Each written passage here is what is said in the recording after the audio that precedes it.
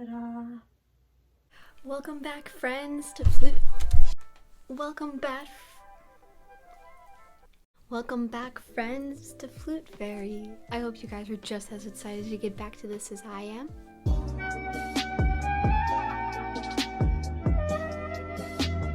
Let's be honest, practicing can be way too difficult sometimes. It can either feel pressuring or even boring sometimes, or just maybe it takes too much effort to get up and do it because maybe you don't even know what to do.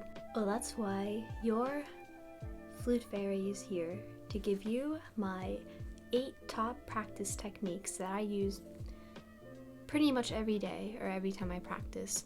I learned from Miss Lorna McGee, the wonderful flute player at the Slippery Rock Flute Ensemble, which I am flexing my t-shirt from, that playing the flute is just an extension of your body, much like Avatar, how their elements are an extension of their bodies. The flute is just a metal pipe, but you're the instrument. You are the instrument.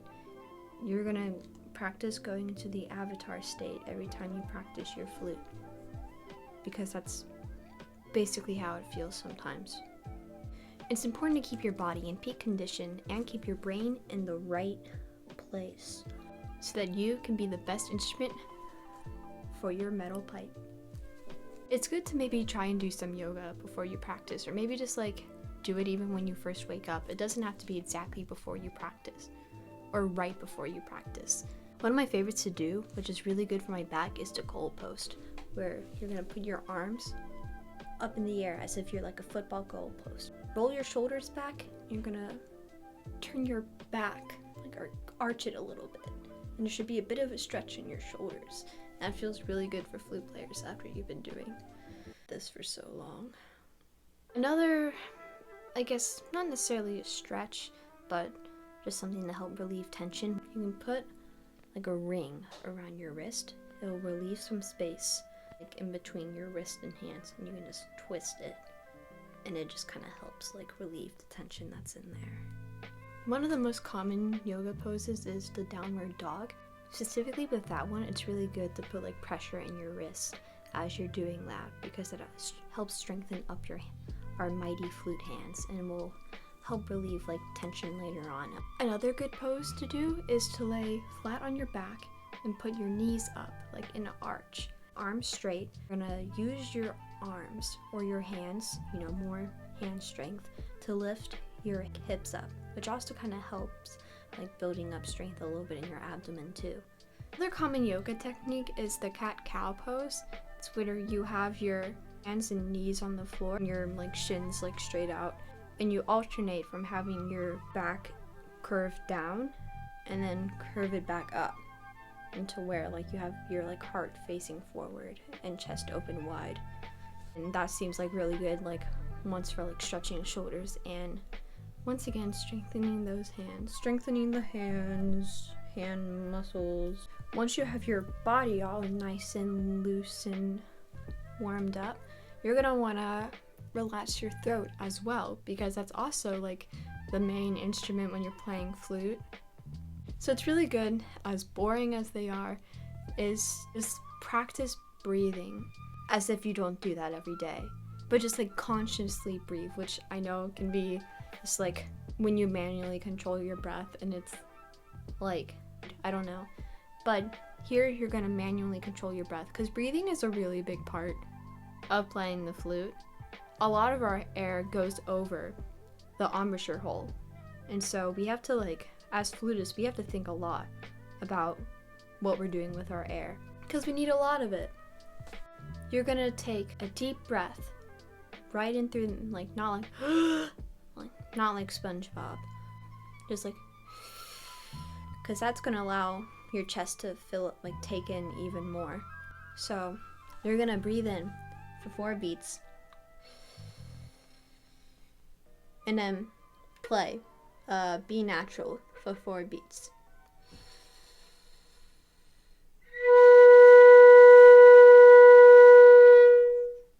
After playing B natural for 4 beats, you're going to go right down to B flat for 4 beats.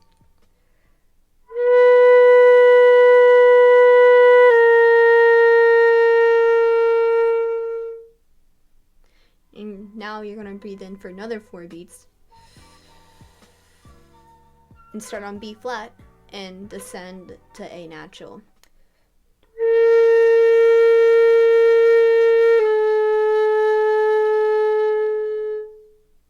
And you're gonna keep doing that. Breathe in for 4 beats, sustain a note for 4 beats, then descend chromatically for another 4 beats. Breathe in again.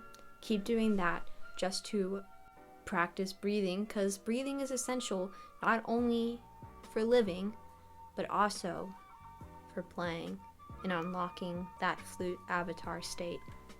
Because of how much air we use as flutists, it might be common like for a lot of yawning when you practice, because when we yawn, it's like a lack of oxygen in our brain. I tend to yawn a lot when I'm playing, but yawning is encouraged because it also helps open up your vocal cords and you'll have the brightest, loudest sound in the room.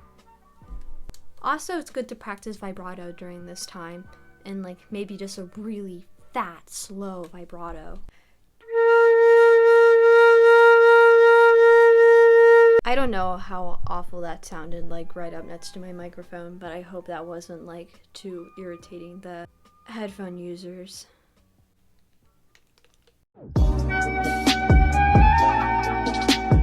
So this next part is totally optional because I know not everyone can do this, but I always like to do like some flutter tongue when I'm first warming up. It just kind of helps like warm up my mouth a lot more, warm up my tongue. Basically, for those who don't know, flutter tongue is like, I don't know, like rolling your R's like Perry the Platypus, like that. I've heard that if you can't roll your R's, you can gargle. I don't know how exactly someone would do that. I'll end up looking into that if anyone's interested, and I'll try and elaborate on that. But for those that can't roll their R's, you're just gonna like play a note, and then like rather than like tonguing it, you're just gonna. I always just like flutter tongue and practice my arpeggios. It's not supposed to sound pretty, but it's just something that gets my, you know, I'm getting my mouth warmed up and I'm learning my arpeggios. You can do it with whatever you want to play. You can just like play the most random notes. You can play scales if you're learning your scales. Anything. It just helps get your mouth warmed up, and I like doing it because it's cool and funny. Another weird flute exercise that I really like to do that, again, is kind of optional, but it helps my tone a lot, so I kind of recommend it if you can do it, is singing into your flute. I can show you the world. What you're gonna do is that you're almost gonna wanna like hum into it. So if you have a hard time, if you're like me and don't know notes right off the top of your head, you can play a note first. And then hum it.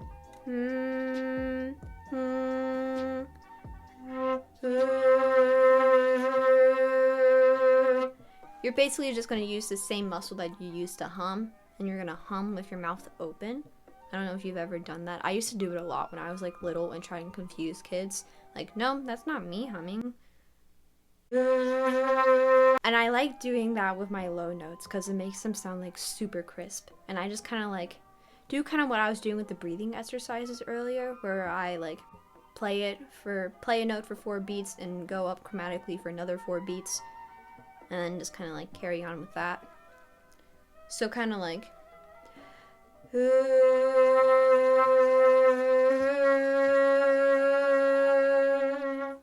And once you're done going up to like as high as you want to go, or as high as your throat can take it, for me it's like about being natural.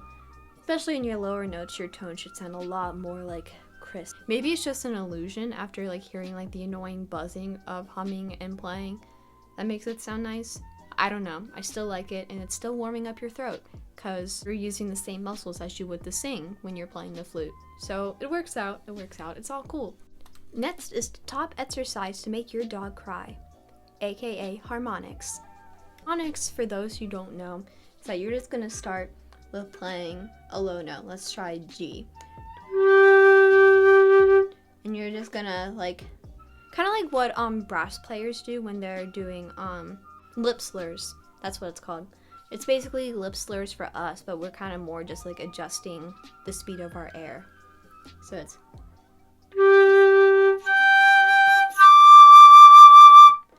And ideally, you'd probably want to do it a little slower, give your breath some time to adjust to it, allow like your brain to recognize like that interval. But yeah, you're gonna hold each note out again for 4 beats.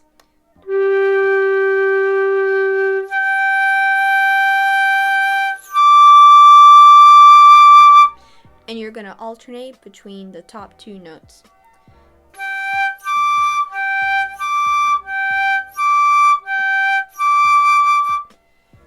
And you're gonna keep going from G all the way up to D flat or C sharp, whichever one you prefer hearing. Yeah, that's something to try out. It also helps with, like, flutes want to crack a lot whenever we play, like especially in the higher register. So doing this also helps with like preventing cracking. It toughens up your lip muscles.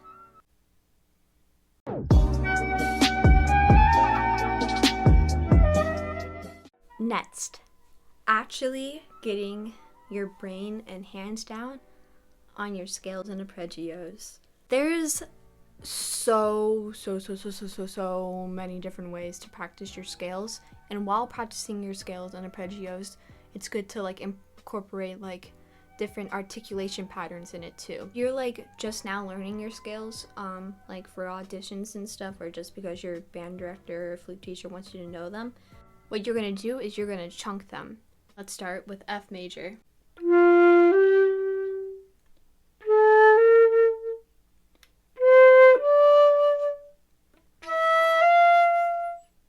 You're gonna go like just 2 notes at a time, and once you have that comfortably, maybe you can go a little faster, or you can add another note into like each separated section.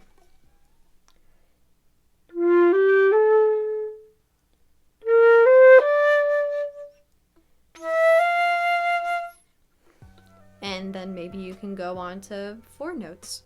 And you can do that like, you know, going up other octaves too. You can do it with all scales, even chromatic. And as I already mentioned, it's good to practice different articulations with them. You can, you know, practice going staccato.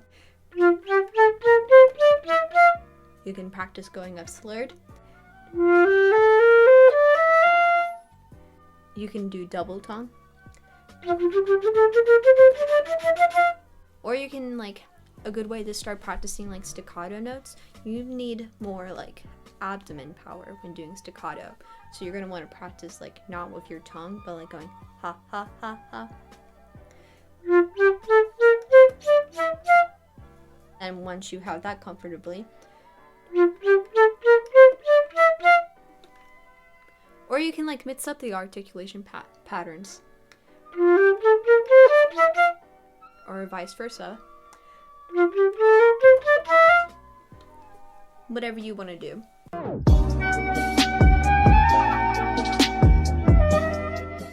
So now you think you're entirely warmed up. False. The final thing to getting all the fundamentals down, at least for today's session, you have to do it every day, or at least like as much as you can, is doing your etudes. Is where you put everything we just did all into a little song. This is a simple etude that pops up in my Flute 102 book a lot, and it's just always like varies in like different keys. But it's just something simple and definitely like applies like everything well, not everything, it doesn't have flutter tongue and singing, but it's just like putting everything you just like warmed up to the test.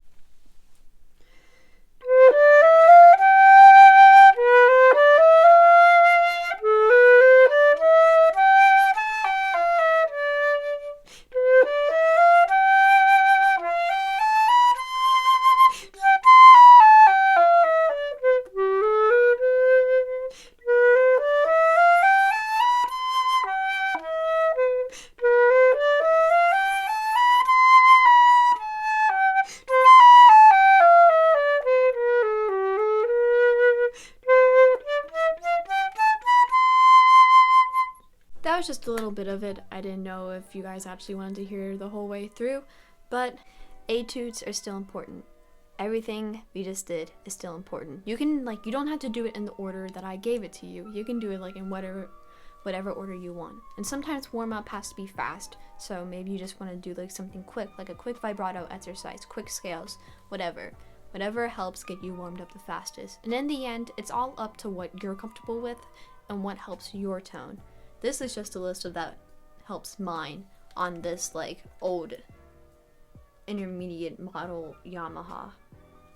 But for those that are just kind of like lost with what to do when it comes to practicing, because sometimes I get lost too, even despite knowing all these. Here you go, just a list of ideas, and you can like vary upon that. It's good to have your own techniques too.